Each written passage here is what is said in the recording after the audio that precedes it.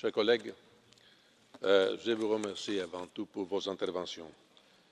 Le débat d'aujourd'hui a clairement montré que le statu quo n'est pas une option.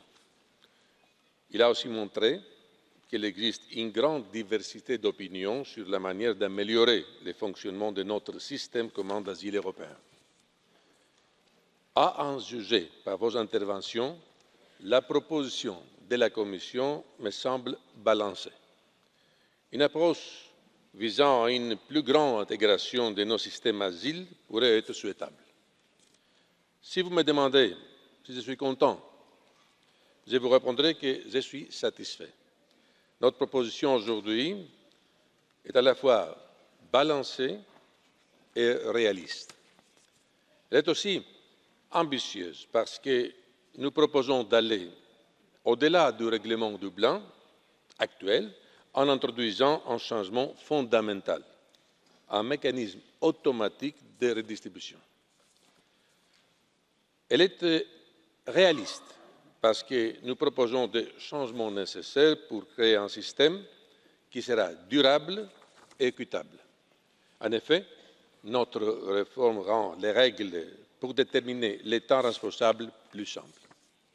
Le principe de base est qu'un seul État membre sera responsable de l'examen d'une demande d'asile.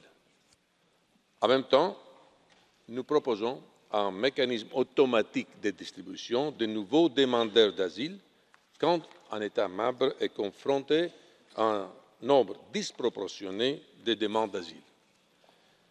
C'est une expression forte de la solidarité qui doit exister entre les États membres. Cette solidarité pourra prendre des formes diverses, y compris financières.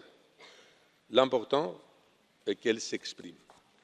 Avec le soutien des fonds européens et de la nouvelle agence pour l'asile, chaque État membre doit développer ses capacités pour gérer un juste nombre de demandes d'asile qui peut aller jusqu'à 150% de sa part de référence.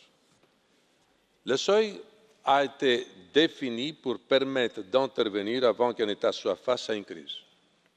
Pour cela, la possibilité de déclencher les mécanismes sera examinée chaque semaine. Ensuite, permettez-moi de clarifier ce que nous proposons pour adapter les règles qui s'appliquent aux mineurs non accompagnés à la nouvelle logique du règlement Dublin. Notre proposition précise que l'État membre responsable sera celui où le mineur dépose sa première demande de protection internationale. Cet État membre n'est pas nécessairement le premier pays d'entrée. Dans tous les cas, les États membres devront s'assurer que c'est dans l'intérêt supérieur du mineur. Le nouveau règlement prévoit des garanties pour s'assurer que cet examen sera fait.